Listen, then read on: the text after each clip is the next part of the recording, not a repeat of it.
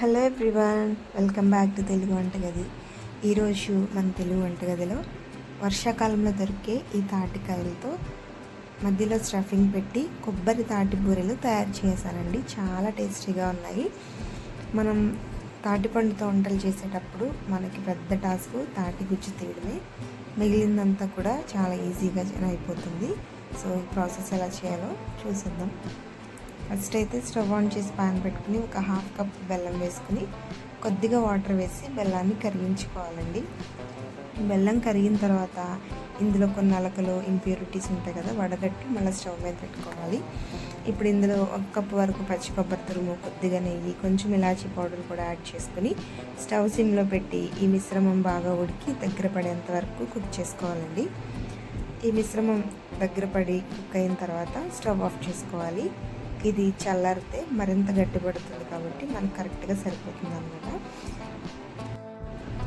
ఇప్పుడు నేను 1.5 కప్ వరకు తాటిగుజ్జు తీసుకున్నానండి. ఈ తాటిగుజ్జులోకి అప్రాక్సిమేట్గా 1 కప్ వరకు బెల్లం తీసుకోవచ్చు. బెల్లం అనేది మీ చాయిస్, స్వీట్నర్కి తగ్గట్టుగా తీసుకోవాలి. దీనిలోకి బియ్యం పిండి యాడ్ చేస్తున్నాను. బియ్యం పిండికి కూడా కొలతంటూ ఏమి ఉండదండి. మనం తీసుకున్న కన్సిస్టెన్సీ కరెక్ట్గా ఉండేంత వరకు కూడా కొంచెం కొంచెంగా వేసుకుని కలుపుకోవాలి. బియ్యం పిండి వేసి బాగా కలిపిన తర్వాత ఒక్క నిమిషం పాటు పక్కన పెట్టుకోవాలి. ఇప్పుడు ఒక ప్లాస్టిక్ షీట్కి ఆయిల్ అప్లై చేసి మనం ఆల్రెడీ కలిపి పెట్టుకున్న ఈ తాటి గుజ్జులో నుంచి కొంచెం తీసుకుని ఇలా గారెలా ఒత్తుకొని మధ్యలో మనం తయారు చేసి పెట్టుకున్న కొబ్బరి స్టఫింగ్ ఉంది కదా, అది కొంచెం తీసి పెట్టుకుని 4 వైపులా కవర్ చేసుకుని రౌండ్ షేప్ వచ్చేంత వరకు ఇలా చేత్తో మంచిగా మిక్స్ చేసేసి పక్కన పెట్టుకోవాలి.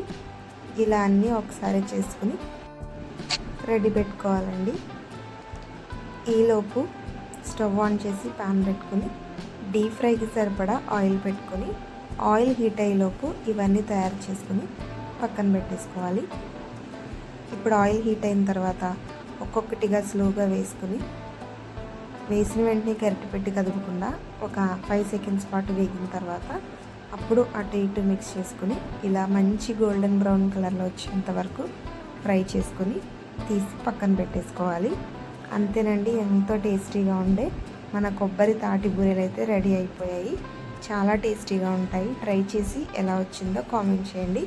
ఇలాంటి మరిన్ని ఇంట్రెస్టింగ్ వంటల కోసం మన తెలుగు వంటగది ఛానల్ని సబ్స్క్రైబ్ చేసుకోండి. Thank you so much.